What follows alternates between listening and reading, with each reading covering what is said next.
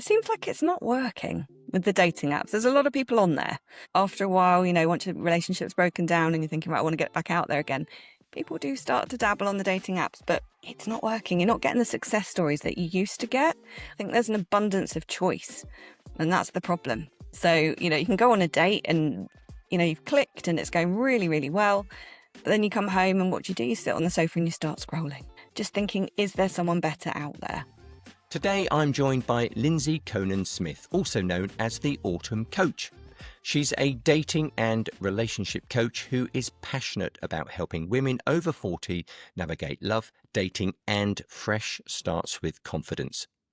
With a background in matchmaking, a successful career in sales and a diploma in transformational life coaching, Lindsey brings warmth, wisdom and real-world experience to her work. She believes life has seasons and autumn is all about transformation. She lives in London, happily married with her 2 sons. When she's not coaching, you'll usually find her watching or playing sport, singing her heart out at karaoke or taking long walks with her friends, soaking up the changing seasons. So, Lindsey, welcome to the show. Thank you, Simon. Pleasure to be here. Now, this is going to be quite an interesting topic, I think, because I'm not a woman. I might be over 40. So you could ask, why have this conversation? Well, I think that relationships, change, personal growth are all things we all face, whether in love, work, relationships. And I think this show has touched on so many midlife themes. I think this is one that we should talk about too. So I'm really looking forward to chatting to you today, and hopefully we can talk a bit about being single in midlife, the challenges, the opportunities, dating apps, the pros and the cons, and then maybe some ideas that you can share with your experience, I suppose, in terms of what we can do, if we are single. So first of all, why relationship coaching? So with a background in sales, I found myself just absolutely loving working with people and helping them to overcome challenges, hearing about the pains that they had in their life, the problems that they needed to solve. I would help them to find the solutions, and often empower them to do so. So when this particular role came up for me working in a dating agency a few years ago, I jumped at the chance. I thought, this sounds amazing. And yeah, I loved it. I loved hearing people's stories. And I felt really privileged actually to hear those stories and to help them to then work towards finding someone, because it's fundamental, isn't it? It's a really huge thing in our life, the relationships that we have, and arguably the partner that we choose for life is the most important person, the foundation of our home life as well. Yeah, it's important, isn't it? And interesting, I guess, just seeing people's personal stories and understanding them and sort of having a really broad brushstroke of different people. Was there a particular kind of age that you tended to work with, or was it all ages? So the clients at the dating agency were typically 40 and above, probably most of them in their 50s, towards 60s. And it was brilliant because everyone brought a story with them. They lived it, they'd done it, and they had some amazing life stories and life experience that they brought, to the room where we're meeting. So let's talk a bit about relationships. How would you say, from your experience, what does a fulfilling relationship really look like in midlife? And is that different to, when you're younger? So it's about partnership, isn't it? Companionship, and having someone that you can talk to, and someone that you can share life experiences with. And that's the same, really, when you're younger as well. But certainly in midlife, the things that might have mattered more when you're younger become a lot less important, finding someone that, I don't know, has got the moves in the club, or, snazzy dresser, all that kind of stuff becomes less important, I think, as you sort of get later in life. And actually, you really just want someone that you can be comfortable with, someone you can open up to, and enjoy doing things with. Obviously, if you find yourself single in midlife, I'm sort of assuming that maybe you've had a relationship prior to that, and you've come out of that, whatever those circumstances were, and maybe there's been a period of time where you have been single and been quite happy to be single, but then I guess things might change. does confidence play a big part in building that in those people to be able to sort of take that next step? Hugely. Yeah, absolutely. You can lose so much confidence when a relationship ends. If you've been with someone for 20, 25 years, and you've built these foundations together, and then all of a sudden it's like the carpet's pulled out from underneath you. It's yeah, you kind of lose that stability and everything. So it's understandable you lose confidence. It's obviously a time of change for women with hormones as well. With perimenopause, confidence can dip massively as well. Your body's changing, and you feel like you're competing perhaps against a lot of younger women. um yeah, and it can be quite scary. So yeah, definitely confidence plays a big part, and that's something we work on in our sessions. Talk to me a bit more about that then. What do women look for in a relationship in midlife? And I know midlife's a really broad term, isn't it? But I guess that 40 to 60 kind of age when you find yourself single, what do women look for? And is it different to men? Can be, yeah, but I think fundamentally everyone, really, when they dig deep, they want someone with some shared interests, shared values, as well, someone they can have a decent conversation with, someone that will make them a nice cup of coffee the way they like it, and can enjoy going on holiday with. So when it comes to dating, if you have found yourself in a place where you've now built a bit of confidence, do women tend to be more proactive than men? I mean, how do if you are single, are men and women quite different in terms of how they are then look for that next relationship? Just talk me through that. What you do tend to find, men often are not single for as long as women. So if they come out of a long marriage, they often, will get into a new relationship. And whether that's a relationship that's going to last or not is another story. But often men will then, get into a new relationship a lot quicker than a woman will. It'll take her a lot longer. She might go through some therapy, work on herself and think about what she really wants. And yeah, whereas men often, you'll see them on the apps, but not for long. You mentioned more therapy for women. Now, I appreciate you look and work with women more than men, so maybe that's the reason. But why do they look to therapy, or do men look to therapy when it comes to relationships, or is it just other issues they might look to therapy for?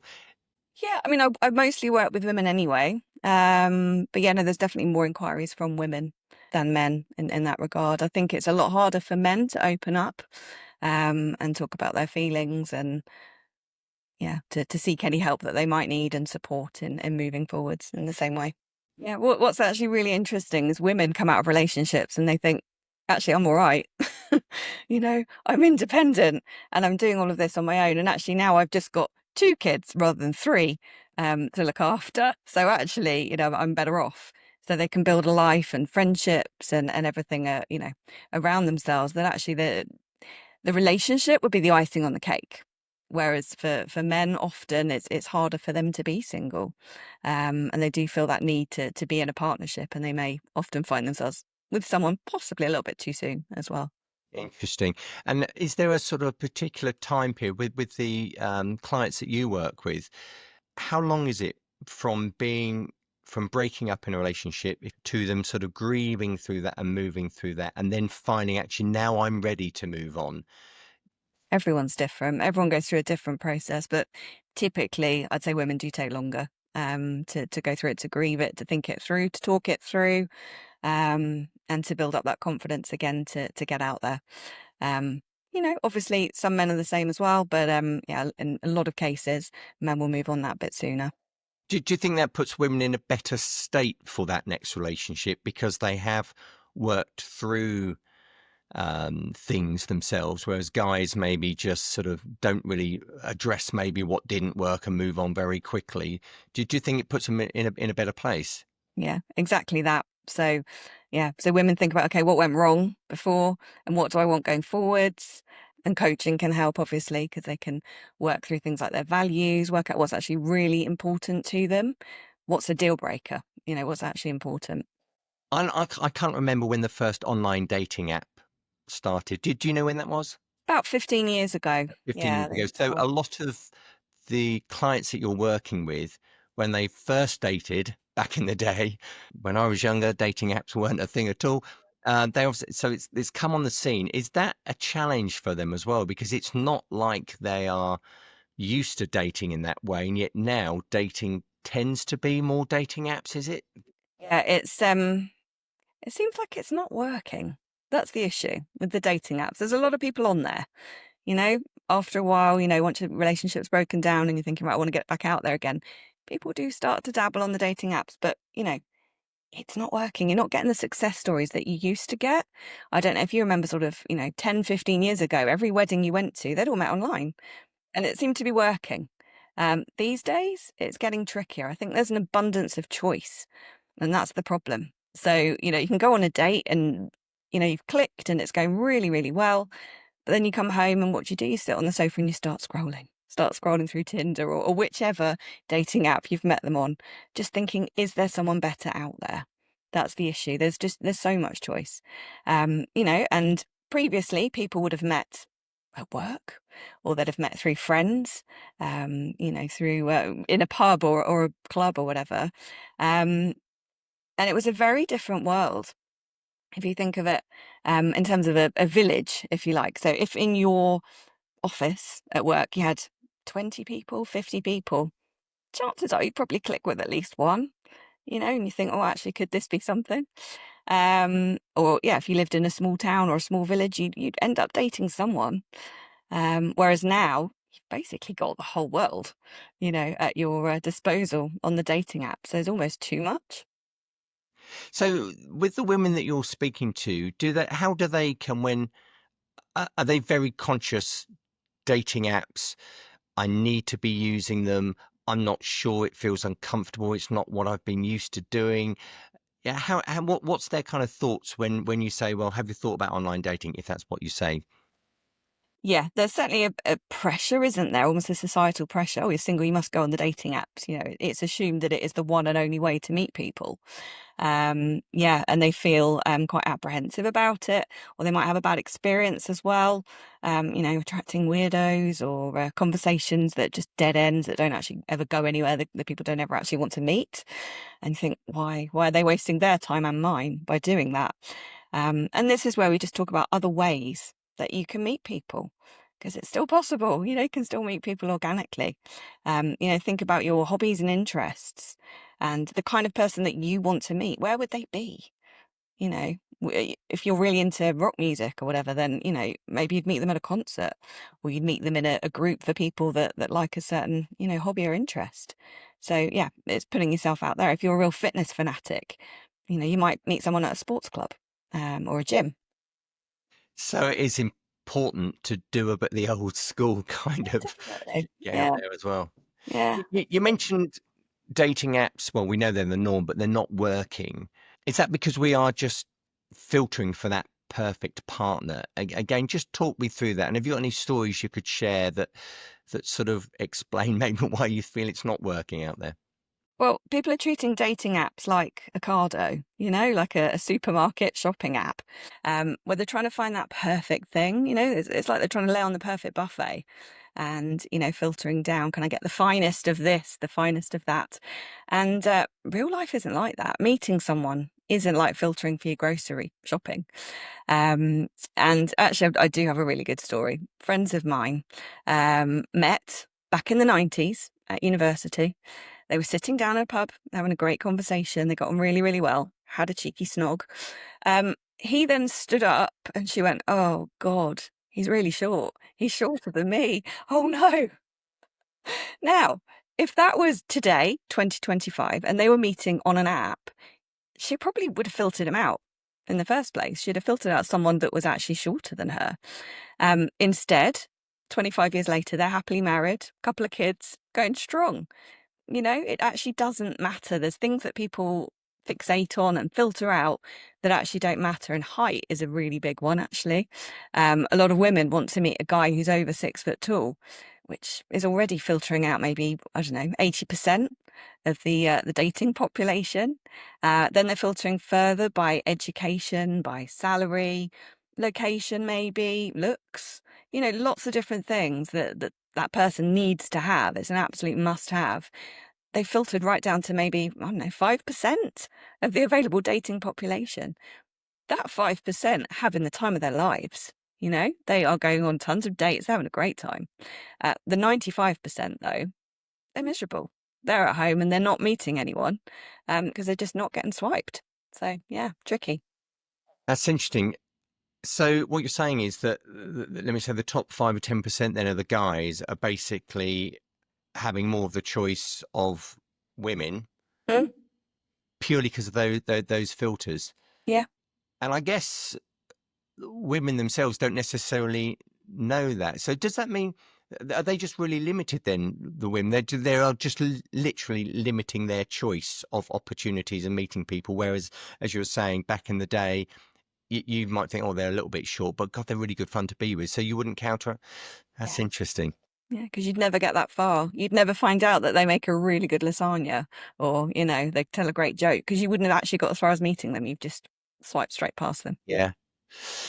So let's assume that a woman has found somebody. Okay, what are the, I suppose, the do's and the don'ts or the red flags if you're going to go online and you're going to use a dating app? What's some of those things we need to be aware of? So once you start chatting to someone online that you've met on a dating app, it's actually really good to take it out of the app and actually speak on the phone, to have a video call. You can see what they're like in real life without actually having to go as far as meeting them. But, a quick conversation, to make sure they really are who they say they are and that you can have a conversation, and that it's flowing and that you're feeling it before you then go ahead to meet them. I would avoid getting into really long, drawn out online conversations on the apps because inevitably they don't go anywhere. And then they just sort of trail off. And suddenly they've met someone else, and you think, well, have they done that? They're not meeting me, so how's that working? But yeah, it's not worth wasting your time and energy in those long chats. Get straight to a video call if you can. You can always block them afterwards, so you don't have to, meet up with them. So you're saying about meeting up with them then, because again, back in the day, you might have met someone or seen them across the room or got a sense of who they are and think, oh, they seem quite approachable or friendly, or they've got a smiley face, whatever it might be. Because now, so you've spoken to them on the phone and you start to feel a little bit more comfortable. But again, if you take that step to go and meet them, what kinds of things do you need to be thinking about to put yourself in the safest position and yet open enough to, be engaging to the other person? Always tell a friend where you're going. You could even have them on, a friend tracking app on your phone or whatever, if you really feel you want to do that as well. Meet for a short time, no matter how well you're getting on, set a time limit. So say it's coffee or lunch at a stretch, because that's really just an hour. I wouldn't be agreeing to go for dinner straight away the first time you meet because, you know, there's nothing worse. You meet them, you think, oh God, I really don't fancy them. And then you've got to sit through 3 courses and make polite conversation when all you want to do is run. So no, you're much better off, as I say, meeting during the daytime as well is best if you can, like a Saturday lunchtime or whatever. And if you can find a safe public place to do it, I'd say go for a walk as well, like in one of the parks. I'm thinking of London. We've got lots of lovely parks in London. So yeah, meet for a walk. There's lots of other people around, so you'll feel safe. And actually, when you're walking and talking, and I do a lot of this in my coaching as well, walking and talking, there's a lot less pressure. The eye contact isn't there, so it's not as intense, and you'll find the conversation flows a lot more easily, and you just feel a lot more comfortable, and the silences aren't as awkward either. So yeah, I think that's always worth a try. And I guess avoid alcohol, probably. Definitely. You're going to have to do it eventually. So, it'd be good just to meet them the first time without booze, particularly in the middle of the daytime. No judging. If you want to go for a drink, that's fine. But it's, I think if you can at least meet and do a sober activity first, a coffee or something, you can always go for a drink later. And do you know what? These were sometimes the best dates, the best matches that we made at the agency was when two people met for a coffee in the middle of the day, or maybe an early drink about 5 o'clock, something like that. And they were still there at the end of the night with the barman sort of sweep it up around them. And that's when you knew it had gone really, really well. And they were the stories that we love to hear. Yeah, brilliant, brilliant. Um, so with what you do, Lindsay, Tell me a bit about how you are helping. So, if you are and I guess some of these skills that you're imparting or coaching people do relate to men as well. I'm assuming, but just what do you do to help people if you're in midlife to try to move forward? Yeah. So we get really clear on their values. So what is important to you, really? What do you embody? What do you live and breathe every day? And whether that's, being really sporty or your family must come first or whatever it is that is really, really important to you, make sure that that's coming across, in any dating profiles you're writing, in any sort of interactions that you're having. Just make sure you're living it because otherwise you're not being authentic and true to yourself. And there's no point pretending to be someone that you're not as well. So yeah, values is a first step for us to really get clear on those. And sometimes the answer can be quite surprising. People don't even realize actually what it was that was so important to them. Continue that for me. Then tell me that process you take somebody through. First of all, they come to you, they want to chat, they realize. I guess people come to you when they're ready to move on. So you look at their values. Talk me through that whole kind of process to where it may end up. So we look at the values and we look sort of loosely at past, present, and future. So, without dwelling too much, we will look at past relationships, patterns that they've got themselves into as well. Because ultimately, you might have had a few different relationships over the years and they've all gone a bit wrong and you think, oh, they're all idiots or they've all got one thing in common. They all, I don't know, all ride motorbikes or whatever it is that they've got in common or the particular hobby or a particular look about them. Actually, the one thing all those exes have got in common is you as my client. So actually, yeah, where is it that those patterns are? What is it that you keep repeating? What is it that you keep doing? So there's a degree of taking responsibility. Is there for your part that you played in those relationships? Yeah, absolutely. And seeing perhaps, whether it's a communication thing, or attachment styles. Yeah, just looking at perhaps where things keep repeating themselves and try to avoid going down the same path again in the future. When you say to your clients, look, what is that common theme here? It's you, and we need to unpick you a little bit more. How do they take that? I mean, is that a revelation, or is that then the barriers come up? It's like, well, it's not about me. And how do you address that? How do you work through that with them? Yeah, I mean, I would approach it gently, obviously, but yeah, it's different people would take it differently. But it is a bit of a light bulb moment often because actually, no, you're right. I do keep attracting idiots. I do keep attracting unavailable types who are messing me about and don't ever get back. And I keep chasing them. Why do I do that? And why do I keep going for people like that? And then they think about perhaps what's happened in their past and attachment styles that they've had, perhaps from their childhood. So yeah, so can work all through that and see where these patterns have emerged from. So again, when talking to your clients, what are some of the common thoughts that they bring into your sessions about being single in midlife? There's an element of loneliness, I think, because they've been used to being with someone in the past. They've come out of a relationship of 10, 20 years and they're used to going to events with them. And that's the weird paradox actually about dating is they're so used to going to events with someone else that actually to then put themselves out there and go to an event on their own where they might meet someone is terrifying because they're just not used to doing it. They're used to being part of a couple. So that can be hard. And their perception as well is that all their friends around them, they've got perfect marriages, lovely families, all the rest of it. I mean, obviously you don't know what goes on behind closed doors. So the opposite could well be true. But as far as they're concerned, everyone else has got it going on.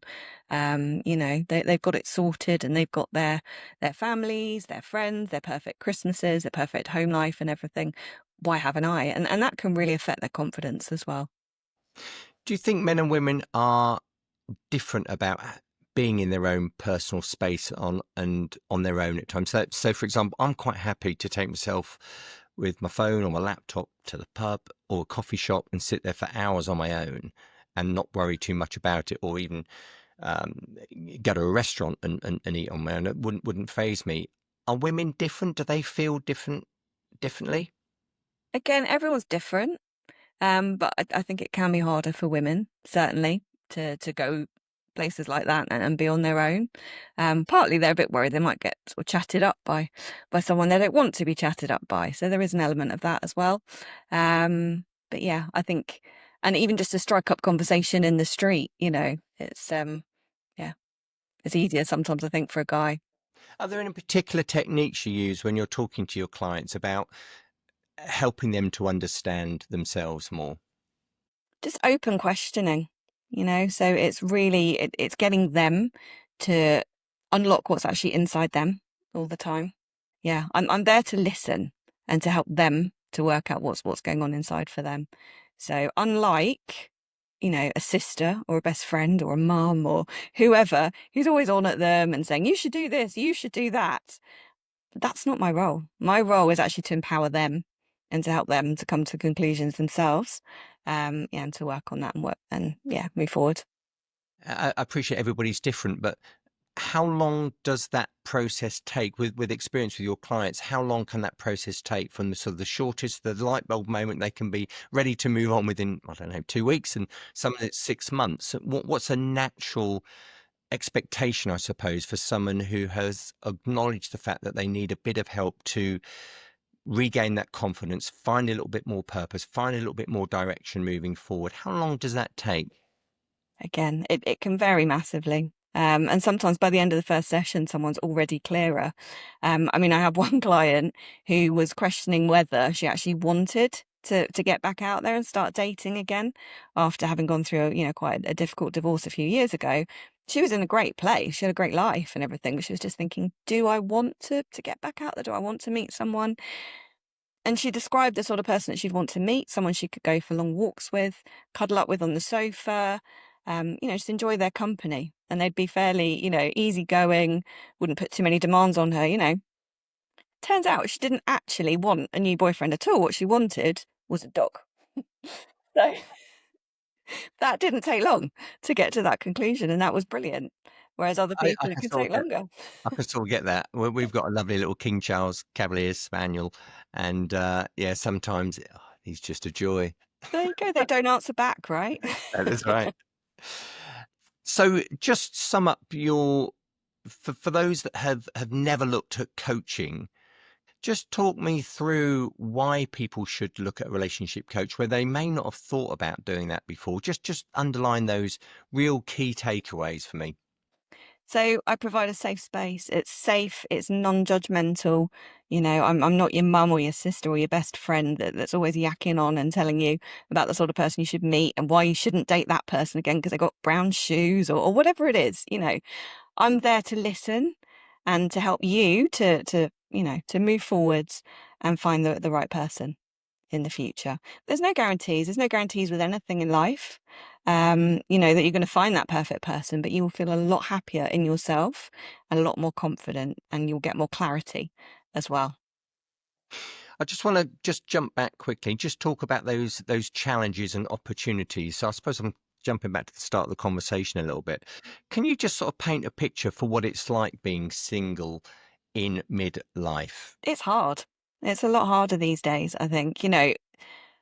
When we were in our 20s, go to a nightclub, whatever, anyone there was single. Anyone was fair game, and you could chat someone up and that was fine. Doesn't really happen these days. People don't seem to be meeting in that same way. And if someone did come and chat you up in a pub or club, you just think, ugh, they're a bit creepy. Things have changed so much and partly you just don't know who's single these days as well. Um, so that's changed. What would you say to those out there that are listening that have found themselves single in midlife through whatever those circumstances are? What would you say to those that aren't ready to move forward yet, and those that are ready to move forward but don't know what to do? Yeah. So firstly, just to really get clear on what you want. And is this what you want? Do you actually need to, or do you feel that you need to meet someone new at this stage? Or is there something else in your life? Are you looking for that person to fill a gap when actually, You know, it could be a new hobby or a friendship group that actually you're missing out on. And yeah, could you be living your values? Could you, if you're a sporty person or you're a creative person, are you getting out there? Are you creating art? Are you swimming as often as you'd like to be? Are there, things like that that you could be doing instead? Just a penultimate question. Any final thoughts, Lindsey, just in terms of when we think about relationships in midlife, being single? Yeah, I think you've got to be a bit proactive. You've almost got to treat it like you're searching for a job, if you like, and you've got to put yourself out there. If you're, spending a lot of time at home watching Netflix, I'm not judging, I do a lot of that myself, but if you're at home working, you spend your evenings watching Netflix, you go for a run on your own, you go to the gym on your own, when are you actually going to meet someone organically? When's that actually going to happen? So unless you're willing to put yourself out there, whether it's on the apps, or whether it's actually going to social events or, any sort of dating organization, unless you're actually doing that proactively, then you're probably going to end up dating your Uber driver. Or the pizza delivery guy, which is fine. Again, no issues with that. But your options are then quite limited. I think you don't even know they're single as well. Brilliant. That's fantastic. Thank you so much, really, Lindsey, for being part of the Life Second Act podcast. Really enjoyed it. Wanted to touch on this subject, and thank you so much. But my last question is, as an avid karaoke lover myself, what's your go-to karaoke song? Simon, we could do a duet. What We I could- love singing is Don't Let the Sun Go Down on Me, George Michael and Elton John. You Very could be the Elton to my George. well. That sounds good. That sounds good to me. Well, my one would be Robbie Williams' "Feel." That would be my go-to. Oh, yeah. Love a bit of Robbie Williams, old school. Yeah. Lindsey, thank you so much. Really enjoyed the conversation. Really enjoyed it. Thanks. Thank you so much for having me, Simon.